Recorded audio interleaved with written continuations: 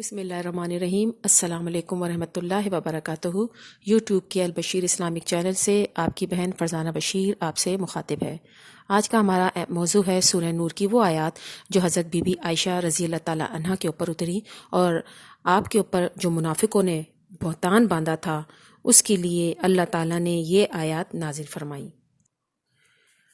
ان آیتوں میں اللہ تعالیٰ مومنوں کو ادب سکھاتا ہے کہ انہوں نے حضرت عائشہ کی شان میں جو کلمات منہ سے نکالے وہ ان کے شایانہ شان نہیں تھے، بلکہ انہیں چاہیے تھا یہ کلام سنتے ہی اپنی شرعی ماں کے ساتھ کم از کم وہ خیال کرتے جو اپنے نفسوں کے ساتھ کرتے ہیں، جبکہ وہ اپنے آپ کو اس کام کے لائق نہیں سمجھتے تو شان ام المومنین کو اس سے بہت اعلیٰ اور بالا جانتے۔ واقع کچھ یوں ہے کہ ان بہتان بازوں کی ایک پارٹی تھی جن کا سردار عبداللہ بن ابی تھا، جس کا کام ہی ایک کان سے سن کے دوسرے کان میں پہنچانا اور مسالے لگا لگا کے لوگوں تک گڑ گڑ کے باتیں پہنچانا تھا۔ حضرت بی بی عائشہ اس واقعے کا بیان کچھ یوں فرماتی ہیں کہ رسول پاک صلی اللہ علیہ وآلہ وسلم کی عادت مبارکہ تھی کہ جب بھی کسی غزوے میں جاتے تو قرعہ ڈالا کرتے تھے اور جس بھی بی بی کا نام آ جاتا تھا اس بی بی کو اپنے ساتھ غزوے میں لے جایا کرتے تھے۔ ایک غزوے میں حضرت بی بی عائشہ کا نام قرعے کے اندر آ گیا۔ یہ واقعہ پردے کی آیتیں اترنے کے بعد کا ہے۔ میں اپنے ہودج میں بیٹھی رہتی اور جب قافلہ کہیں اترتا تو میرا ہودج اتار لیا جاتا، میں اسی میں بیٹھی رہتی، جب قافلہ چلتا تو یوں ہی ہودج رکھ دیا جاتا۔ ہم گئے رسول پاک صلی اللہ علیہ وآلہ وسلم غزوے سے فارغ ہو کر واپس لوٹے، مدینے کے قریب آ گئے، رات کو چلنے کی آواز لگائی گئی، میں قضاء حاجت کے لیے نکلی اور لشکر کے پڑاؤ سے دور جا کر میں نے قضاء حاجت کی، پھر میں لوٹ آئی۔ لشکر گاہ کے قریب آ کر میں نے اپنے گلے کو ٹٹولا تو دیکھا میرے گلے میں ہار نہیں تھا۔ میں واپس اس کی تلاش کرنے کے لیے چلی اور تلاش کرتی رہی۔ یہاں یہ ہوا کہ لشکر نے کوچ کر لیا، جو لوگ میرا ہودج اٹھائے ہوئے تھے انہوں نے یہ سمجھا کہ میں اس کے اندر بیٹھی ہوئی ہوں اور وہ ہودج اٹھا کر چل پڑے۔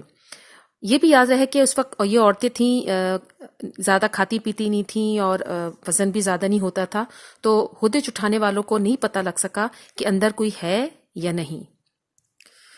الغرض بہت دیر کے بعد مجھے میرا ہار مل گیا۔ جب میں وہاں پہنچی تو کسی آدمی کو نہ پایا، کوئی پکارنے والا نہ جواب دینے والا۔ میں اپنے نشان کے مطابق وہیں پہنچ گئی جہاں ہمارا اونٹ بٹھایا گیا تھا اور وہیں بیٹھ کر میں انتظار کرنے لگی تاکہ آپ صلی اللہ علیہ وآلہ وسلم جب آگے چل کر مجھے نہ پائیں تو مجھے تلاش کرنے کے لیے یہیں آئیں گے۔ مجھے بیٹھے بیٹھے نیند آ گئی۔ اتفاق سے حضرت صفوان بن معطل رضی اللہ تعالیٰ عنہ جو لشکر کے پیچھے رہتے تھے اور پچھلی رات کو چلے تھے، صبح کی روشنی میں یہاں پہنچ گئے۔ ایک سوتے ہوئے آدمی کو دیکھ کر خیال آنا ہی تھا، غور سے دیکھا تو چونکہ پردے کے حکم سے پہلے انہوں نے مجھے دیکھا ہوا تھا، دیکھتے ہی پہچان گئے اور بآواز بلند ان کی زبان سے انا للہ و انا الیہ راجعون نکلا تو ان کی آواز سنتے ہی میری آنکھ کھل گئی اور میں اپنی چادر سے اپنا منہ ڈھانپ کر سنبھل کر بیٹھ گئی۔ انہوں نے جھٹ اپنے اونٹ کو بٹھایا اور میں اس اونٹ پر بیٹھ گئی۔ انہوں نے اونٹ کو کھڑا کر دیا اور بھگاتے ہوئے لے چلے۔ قسم اللہ کی نہ وہ مجھ سے کچھ بولے نہ میں نے ان سے کوئی کلام کیا۔ دوپہر کے قریب ہم اپنے قافلے والوں سے جا کے مل گئے۔ بس یہ اتنی ہی بات تھی جس کا لوگوں نے بتنگڑ بنا لیا۔ اس میں سب سے پیش منافقین کا سردار عبداللہ بن ابی تھا۔ مدینے آتے ہی میں بیمار پڑ گئی اور مہینے تک بیمار رہی۔ نہ میں نے کچھ سنا نہ کسی نے مجھ سے کچھ کہا کہ جو لوگ شور شرابہ کر رہے ہیں میں اس سے بالکل بے خبر تھی۔ البتہ میرے جی میں یہ خیال ضرور گزرتا تھا کہ رسول پاک صلی اللہ علیہ وآلہ وسلم کی محبت میں کمی کی کیا وجہ ہے۔ بیماری میں عام طور پر جو شفقت اور محبت رسول پاک صلی اللہ علیہ وآلہ وسلم کو میرے ساتھ ہوتی تھی، اس بیماری میں وہ بات میں نہیں پاتی تھی۔ مجھے صدمہ تو بہت تھا مگر وجہ مجھے کوئی معلوم نہیں تھی۔ بس رسول پاک صلی اللہ علیہ وآلہ وسلم تشریف لاتے، سلام کرتے، دریافت فرماتے طبیعت کیسی ہے اور کوئی بات نہ کرتے، اور مجھے بہتان بازوں کی تہمت سے بالکل غافل رکھا گیا تھا۔ اس واقعے کے 1 مہینے کے بعد میرے والد کی خالہ نے مجھے اس واقعے سے آگاہ کیا۔ مجھے سخت حیران ہوئی جب انہوں نے پورا واقعہ بیان کیا اور بہتان بازوں کی تمام کارستانیاں مجھے سنائی تو میرے تو ہوش و حواس گم ہو گئے۔ رنج و غم کا پہاڑ مجھ پہ ٹوٹ پڑا۔ مارے صدمے کے میں اور بیمار ہو گئی۔ بیمار تو میں پہلے ہی تھی، اس خبر نے تو مجھے نڈھال کر دیا۔ اتنے میں رسول پاک صلی اللہ علیہ وآلہ وسلم میرے پاس تشریف لائے، سلام کیا، دریافت فرمایا کیا حال ہے عائشہ؟ میں نے کہا اگر آپ اجازت دیں تو میں اپنے والد صاحب کے پاس ہو آؤں۔ آپ نے اجازت دے دی۔ میں یہاں آئی، اپنی والدہ سے پوچھا کہ اماں جان لوگوں میں کیا باتیں پھیل رہی ہیں؟ تو انہوں نے فرمایا بیٹی یہ تو نہایت معمولی بات ہے، تم اپنا دل بھاری نہ کرو، کسی شخص کی اچھی بیوی ہو جو اسے محبوب ہو، اس کی سوکنے بھی ہوں، وہاں ایسی باتوں کا کھڑا ہونا تو لازمی امر ہے۔ میں نے کہا سبحان اللہ، کیا واقعی لوگ میری نسبت ایسی افواہیں اڑا رہے ہیں؟ اب تو مجھے غم و رنج نے اس قدر گھیرا کہ بیان سے باہر۔ اس وقت سے جو رونا شروع ہوئی، ایک دم کے لیے بھی میرے آنسو نہیں تھمے۔ میں سر ڈال کے روتی رہتی، کہاں کا کھانا پینا، کہاں کا سونا بیٹھنا، کہاں کی بات چیت، غم و رنج اور رونا ہی تھا میرا۔ ساری رات اسی حالت میں گزری کہ آنسو کی لڑی تھی کہ تھمتی ہی نہ تھی۔ اسی طرح ایک مہینہ گزر گیا۔ ہم یوں ہی بیٹھے ہوئے تھے کہ اچانک رسول پاک صلی اللہ علیہ وآلہ وسلم تشریف لائے اور سلام کر کے میرے پاس بیٹھ گئے۔ قسم اللہ کی، جب سے مجھ پر یہ بہتان بازی ہوئی تھی، آج تک رسول پاک صلی اللہ علیہ وآلہ وسلم میرے پاس کبھی نہیں بیٹھے تھے۔ مہینہ بھر گزر چکا تھا کہ رسول پاک صلی اللہ علیہ وسلم کی یہ حالت تھی، کوئی وحی نہیں آئی تھی کہ فیصلہ ہو سکے۔ آپ نے بیٹھتے ہی فرمایا، اے عائشہ، تیری نسبت مجھے یہ خبر پہنچی ہے کہ اگر تو واقعی پاک دامن ہے تو اللہ تعالیٰ تیری پاکیزگی ظاہر فرما دے گا، اور اگر فی حقیقت تو کسی گناہ کی مرتکب ہو گئی ہے تو اللہ سے توبہ استغفار کر لو۔ بندہ جب گناہ کر کے اپنے گناہ کے اقرار کے ساتھ اللہ کی طرف جھکتا ہے، اس سے معافی طلب کرتا ہے تو اللہ تعالیٰ اسے بخش دیتا ہے۔ آپ اتنا فرما کر خاموش ہو گئے۔ یہ سنتے ہی میرا رونا دھونا سب جاتا رہا، آنسو تھم گئے، یہاں تک کہ میری آنکھ میں کوئی آنسو باقی نہ رہا۔ میں نے اول تو اپنے والد سے درخواست کی کہ میری طرف سے رسول اللہ کو آپ جواب دیجئے، لیکن انہوں نے فرمایا واللہ میری سمجھ میں کچھ نہیں آتا کہ میں رسول پاک صلی اللہ علیہ وسلم کو کیا جواب دوں۔ میں نے اپنی والدہ کو کہا تو انہوں نے بھی یہی بات کی۔ آخر میں نے خود ہی جواب دینا شروع کر دیا۔ میری کچھ ایسی عمر بھی نہیں تھی اور نہ مجھے زیادہ قرآن پاک حفظ تھا۔ میں نے کہا آپ سب نے ایک بات سنی، اس کو اپنے دل میں بٹھا لیا اور گویا سچ سمجھ لیا۔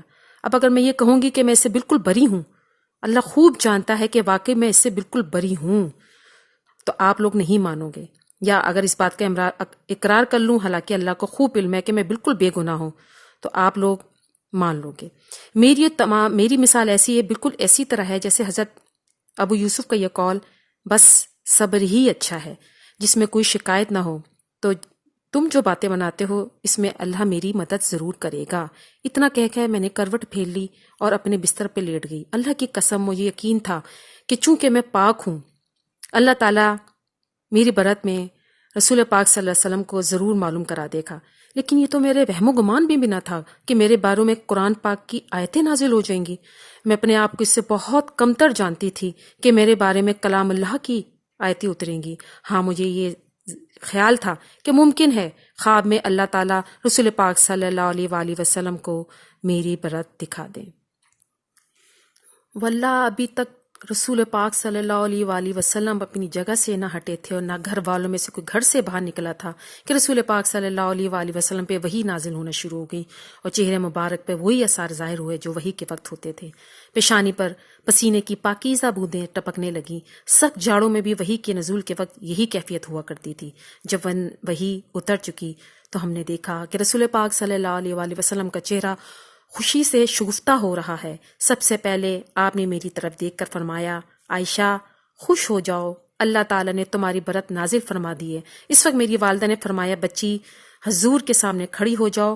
میں نے جواب دیا، واللہ نہ تو میں آپ کے سامنے کھڑی ہوں گی اور نہ سوائے اللہ تعالیٰ کے اور کسی کی تعریف کروں گی۔ اسی نے میری برت اور پاکیزگی نازل فرمائی۔ اس طرح سورہ نور کی آیت نمبر 11 سے مزید 10 آیتوں تک آیات نازل ہوئی اور ان آیتوں کے نازل ہونے کے بعد میری پاک دامنی ثابت ہو گئی۔ ایک مرتبہ حضرت بی بی عائشہ اور حضرت زینب اپنے اوصاف حمیدہ کا ذکر کرنے لگیں تو حضرت زینب رضی اللہ تعالی عنہ نے فرمایا، میرا نکاح آسمان سے نازل ہوا۔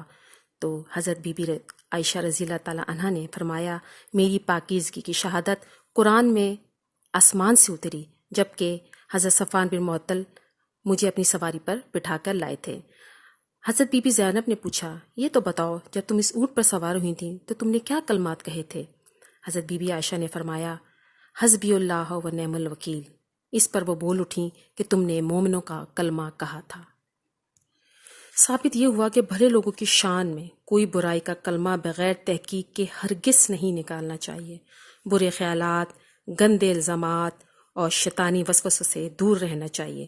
کبھی ایسے کلمات زبان سے نہیں نکالنے چاہیے، خواہ دل میں ہو کوئی ایسا وسوسہ شیطان پیدا بھی کر دے تو زبان کو قابو میں رکھنا چاہیے۔ پاک دامن اور نیک عورتوں پہ بہتان لگانا گناہ کبیرہ ہے جس کی معافی نہیں ہے، اور ایسے لوگ جہنم میں جائیں گے۔ آخر میں سورہ بقرہ کے اس دعا کے ساتھ اجازت چاہتی ہوں۔ اے ہمارے رب، ہم سے جو بھول ہو گئی ہو یا کوئی خطا ہو گئی ہو تو ہمیں نہ پکڑنا۔ اے ہمارے رب، ہم پر وہ بوجھ نہ ڈال جو ہم سے پہلے لوگوں پہ ڈالا تھا۔ اے ہمارے رب، ہم پر وہ بوجھ نہ ڈال جس کو اٹھانے کی ہم میں طاقت نہ ہو۔ ہم سے درگزر فرما اور ہمیں بخش دے اور ہم پر رحم فرما۔ آمین۔